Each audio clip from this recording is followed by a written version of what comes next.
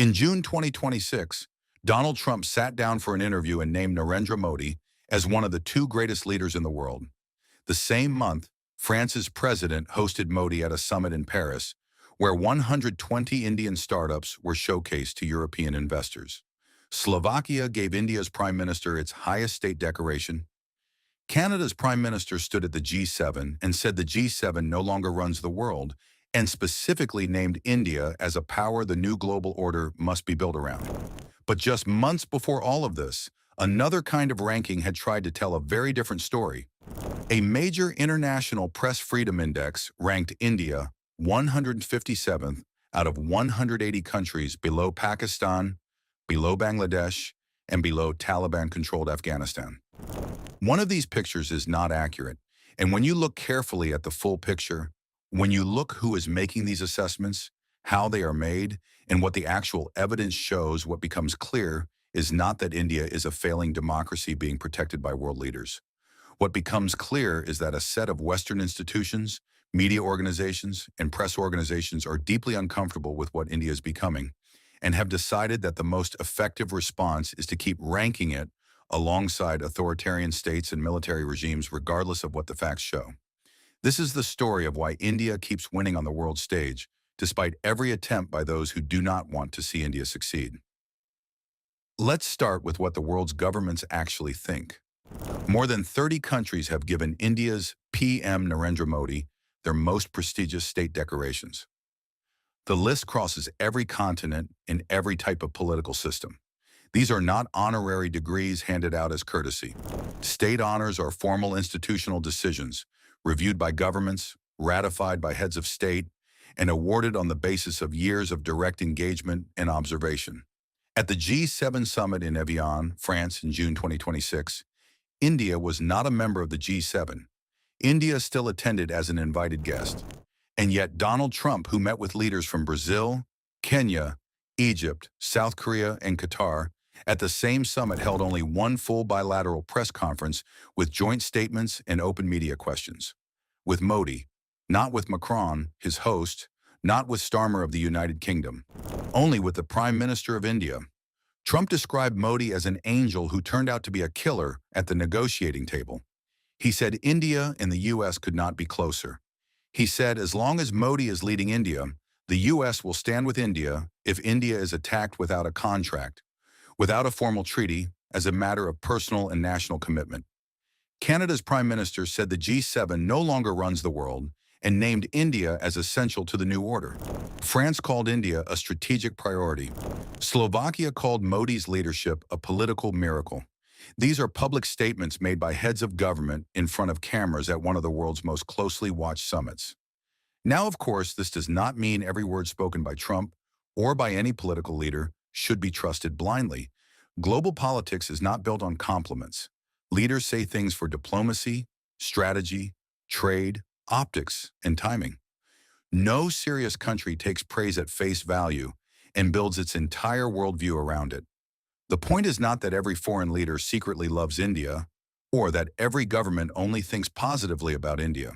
The point is that when governments across the world are calling India essential to the new global order and treating India as a serious strategic power, it becomes very difficult to accept a completely opposite media narrative that presents India as if it is collapsing, isolated, or irrelevant. On April 22, 2025, a group of Pakistani-backed militants attacked civilians in Pahalgam, Kashmir. They asked people their religion. If the answer was Hindu, they were shot. 25 people were killed. This was a religious targeting of civilians based on their faith. In any other context in Europe, in America, in the Middle East, this would be described immediately, unambiguously, and everywhere as a terrorist attack. The word terrorist would be in the headline of every story. In the coverage of Pahalgam, a lot of international stories framed it as a Kashmir conflict story, a territorial dispute between India and Pakistan, rather than a terrorist attack. The attackers were called gunmen, not terrorists. The religion-based selection of victims was mentioned, if at all, as a detail buried in the middle of the article. Most of those international stories were written by Pakistani journalists working for international newsrooms. The framing of what happened in Pahalgam was not determined by India's experience of the attack. It was determined by the editorial perspective of journalists who had a clear interest in how the story was told. This is not a new problem. It is a structural one. Major international news organizations have, by design, hired journalists who are selected in part for their willingness to question and challenge the Indian government narrative. A hiring requirement noted by one prominent outlet was that candidates should be able to challenge government agenda. This means that the default editorial posture of international coverage of India is adversarial, not curious, not neutral, but adversarial. The result is that Pahalgam, a deliberate massacre of Hindus selected by religion, was reported to the world primarily as a geopolitical dispute rather than a human atrocity. And India, which then responded militarily, found itself in the position of having to explain its actions to a world that had been told the wrong story about what happened. When India launched Operation Sindoor in May 2025, striking 11 Pakistani air bases in response to the Pahalgam attack, India won the military engagement by any objective measure. BrahMos missiles hit their targets. Pakistan's Chinese-made air defense system failed to intercept a single incoming missile. India's S-400 shot down a Pakistani AWACS surveillance aircraft from over 300 kilometers away. Pakistan's military suffered significant damage to its air infrastructure. Pakistan's DGMO called his Indian counterpart and asked for a ceasefire. India exercised genuine restraint. The strikes were targeted at military infrastructure, not civilian targets. India communicated what it had done and why. The operation was executed with the precision that any serious military power would aim for.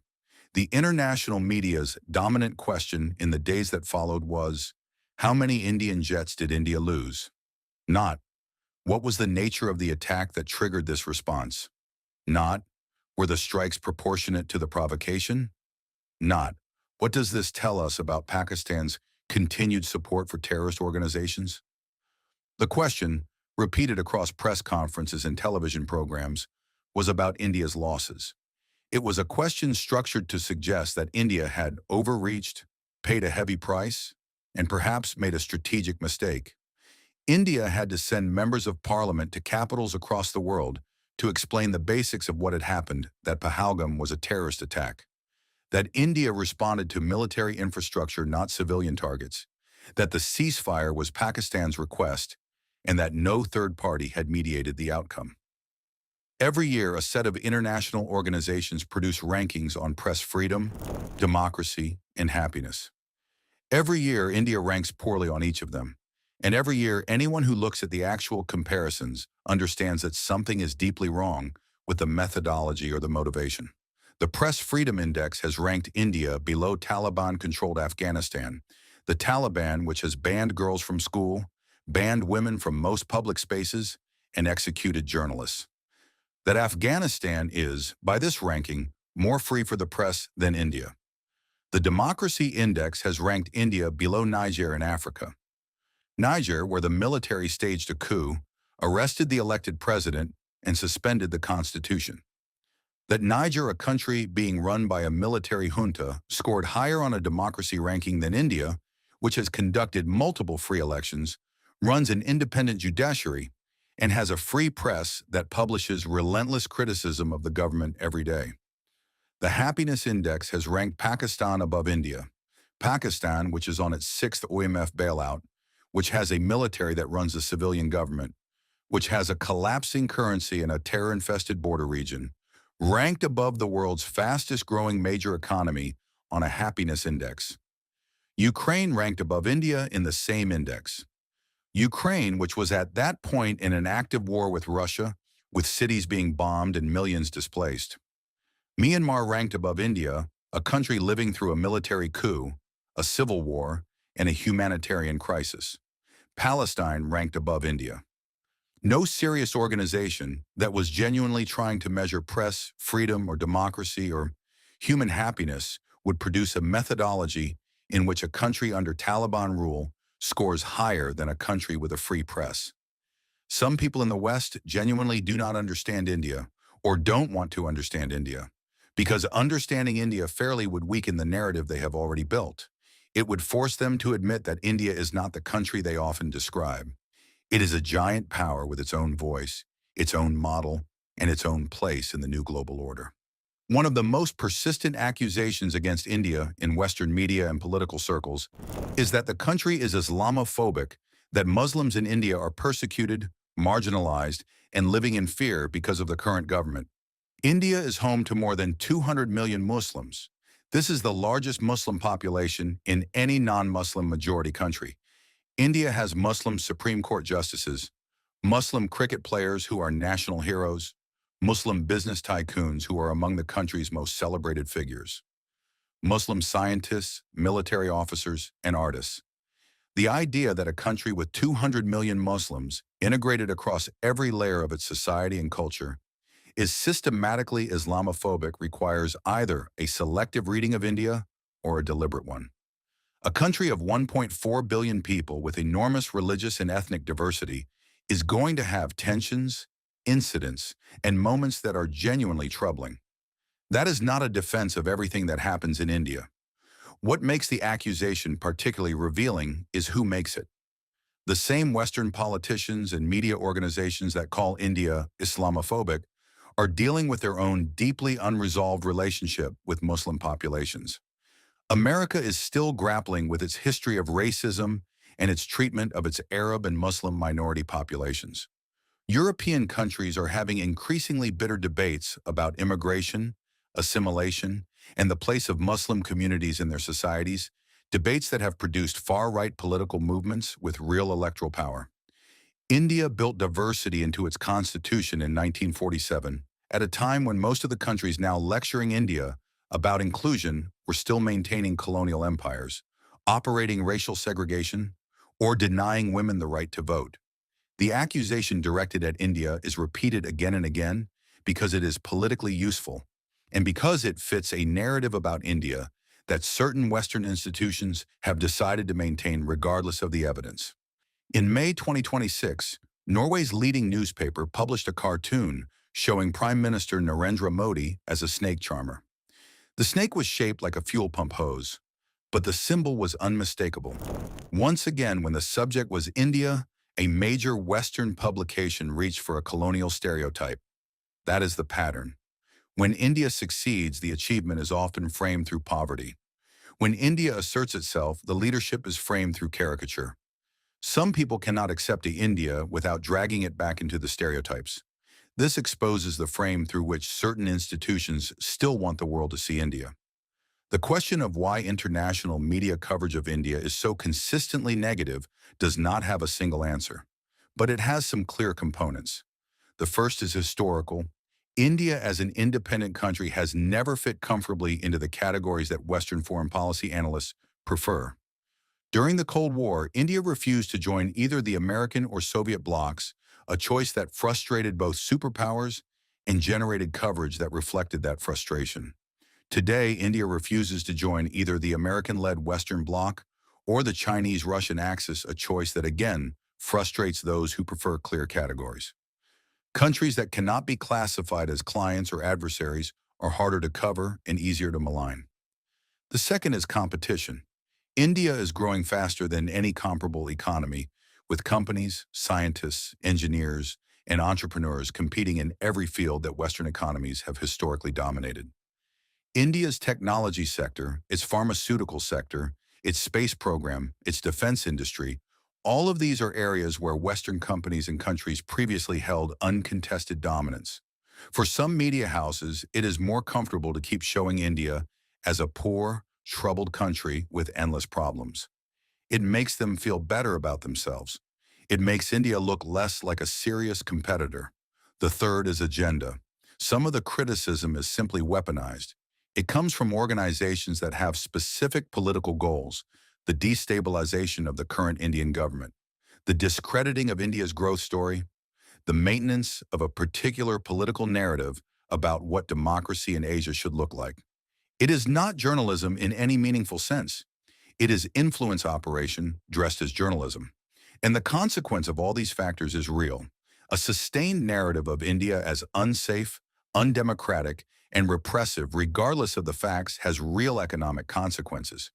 It reduces investment, reduces student applications, reduces tourism, and reduces the global appetite for Indian partnerships that India is actively building. There is a simple test for whether the criticism of India's press freedom, democracy, and minority rights is genuine. Apply the same standards to the countries doing the criticizing. The United States, which has lectured India about press freedom, arrested journalists while covering protests. The United States lectures India about press freedom, but American police have arrested and detained journalists while they were covering protests. In 2024, press freedom groups recorded dozens of journalist arrests or detentions in the United States, many of them linked to protest coverage. Europe also lectures India about minorities. But Europe is dealing with its own serious problems. Many European countries are seeing the rise of parties that speak strongly against immigrants, Muslims, and minority communities. They talk about protecting their own culture, closing borders, reducing immigration, and limiting how some communities live in public life. Norway has its own version of this problem. Its Progress Party has pushed for much stricter immigration policies and has called for zero net immigration from what it calls high-risk countries. So the question is simple. If America has press freedom problems, if Europe has minority and immigration problems, and if Norway itself is struggling with debates around immigration, Islam, and integration, then why is India always presented as the special problem? India is not perfect. No country is perfect. But India built a constitution for a huge, diverse, religious, multilingual civilization long before many Western countries even learned how to live with real diversity. So when these countries lecture India as if they have already solved everything, it does not sound like honesty. It sounds like selective judgment. The standard they apply to India is not the standard they apply to themselves. This is not an argument that India has no problems, but honest examination requires consistent standards. And the standards applied to India by Western institutions are not consistent. When Russia invaded Ukraine in February 2022, Western countries started putting pressure on Russia. They also told other countries to stop buying Russian oil and gas. India did not do that. India bought Russian oil because it was cheaper. India needed affordable energy for its people, its factories, its transport, and its economy. For India, this was not about pleasing Russia or pleasing the West. It was about protecting Indian citizens from high fuel prices. But then the lectures began. American and European officials started questioning India. They asked how India could buy Russian oil when Russia was fighting a war in Ukraine. They tried to make India look morally wrong. But there was a problem. Many European countries were still buying Russian energy themselves. Some were buying Russian gas. Some were still connected to Russian energy supplies. So the same countries that were telling India not to buy Russian oil were still depending on Russian energy in their own way. That is double standard. If buying Russian oil was wrong for India, then buying Russian gas should also have been wrong for Europe. If energy money was helping Russia, then Europe also had to answer for its own energy purchases. India's answer was simple. India is a developing country with a huge population. India cannot allow fuel prices to destroy ordinary families just because Western countries want to look morally superior on television. And there was another truth. India buying Russian oil actually helped keep global oil prices under control. If India had suddenly stopped buying Russian oil, that oil would have been pushed out of the market. Global supply would have become tighter. Prices could have gone even higher. Poor countries in Asia, Africa, and Latin America would have suffered more. India did not do this as charity. India did it for India's own interest. But the result helped the world economy too. That is why the Western position became even more confusing. At one point, the United States itself understood that India's Russian oil purchases helped stabilize global prices. Later, when politics changed, the same India was criticized for doing what had earlier helped the market.